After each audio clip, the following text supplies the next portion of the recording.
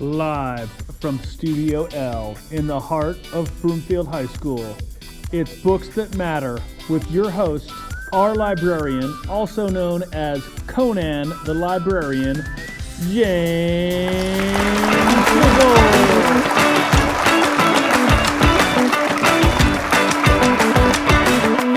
Hello and welcome to another episode of Books That Matter. Please give it up for today's special guest, Kelli Preston, aka Nurse Kelli. Woo! A lot of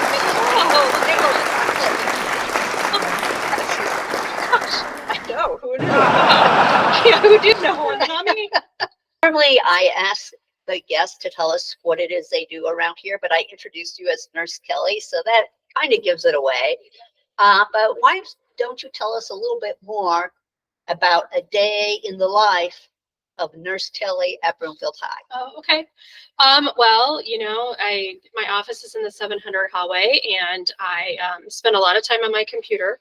Believe it or not, I do a lot of care plans and checking immunizations, although Miss Peacock does a lot of that for me now. I see a lot of kids every day for concussions, and then if kids in the building have gotten caught with a substance of some sort, anywhere from vaping to alcohol to marijuana, those are most common. Then they have to usually end up meeting with me for 3 or 4 sessions. So that's kind of what my days, they all look a little bit different because of that. And then if we have a B team call thrown in there, then I have to drop whatever I'm doing and do that. And then I also co-teach with Miss Grayson in the ILC for their low-yo class. And right now we're teaching sex ed. Oh, yeah. Well, good for you. You do a lot. Yeah, I don't like to be bored. So, yeah. And hats off to you and everyone involved in the B team. Yeah. You guys are amazing. We have a really good team here. We have really good people. Please never visit the library. Okay, I try not to. Right now, for the heart of the show, Kelli's going to talk to us about the books she selected for today, Books That Matter to Kelli. And I am very intrigued, and I can't wait to hear why you chose these. Okay, so the monster at the end of this book with Grover, I'm sure everybody who's been a kid or has a kid has read this, and this one has a lot of drawings in it from my son when he got a hold of it. It's been well loved. It was the first, I chose it, I kind of broke my books down into like 3 different phases of my life kind of thing, what were important at different times. And when I was a little kid, this is the first book that I remember being able to read on my own, all by myself. It could just be because my mom read it to me so many times that I memorized the pages, but that's the first book I have a real memory of being able to sit down and read all by myself. So, I love that your mom read to you. Oh, all the time. And my grandma. Yeah. Oh, all the time. Yeah. And you read to your kids. Oh, yeah. Yeah. Yeah. So that's why this one's been well loved. I don't think it was my copy when I was a kid, although I think I still have that somewhere. I'm really glad you chose a children's book.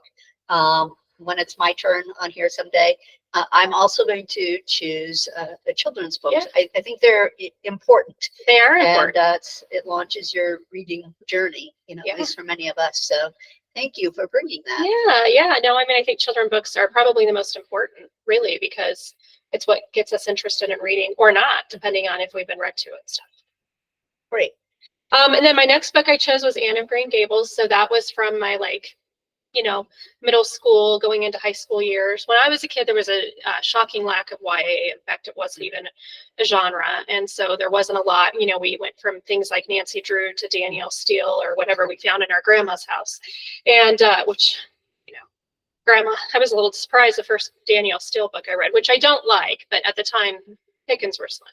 So Anne of Green Gables was and always will be one of my very favorite books. I identified with Anne. I was a ginger like she is, not quite as red as she was, but my dad was. And so I just love the story. I just love everything about it and the kinship of the girls and the friendship that's developed in there. And she was such a strong female character, which was really, I think, important to see as a young girl. Mm-hmm. Yeah. Very, very. And that's really in keeping with the fact that this is airing in March, and March is Women's in History Month. So good job. Thanks. All right. And then a little bit about the red tent. The red tent. Yeah. I'm sure probably a lot of people have read that as well. I like my adulthood. So, you go through college, and I'm a voracious reader. I read all the time and always have. But there was a time in my life during college, and then right after I got married and had my first baby, that I really didn't have a lot of time for reading things that weren't textbooks and stuff. So that was one of the first books after my daughter was born that I picked up and read for no other reason than I liked the cover. I choose wine that way too. And and it was amazing. I'm not a very religious person, and I know there's a lot of biblical, characters, obviously, in the Bible. Dina was a biblical character. But I loved that the author took it and made it her own and gave Dina a story where she didn't really have one in the Bible. In fact, her story was, sad and not so great. But I thought it was a beautiful book. And again, goes back to the kinship of women and how they developed their own world outside of the world of men. And it just showed how they really were very strong people, characters, and just strong women at that time who didn't get recognized. And I love that the author took it and really, showed what they could be and what they probably were, but we don't always get to read about that. So. Absolutely, that's for sure. Yeah. All right. Well, I know you are a voracious reader. Yeah. I do know that about you. And so I'm sure it was not easy for you to only choose 3 books, but thank you. And it's great to hear about why these books are important to you. Yeah. Thanks, Kelly. Thank you.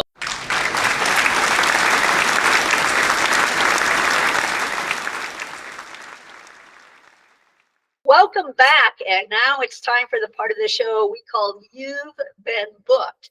Today's guest, Nurse Kelly, is going to pull a name from the blue bucket.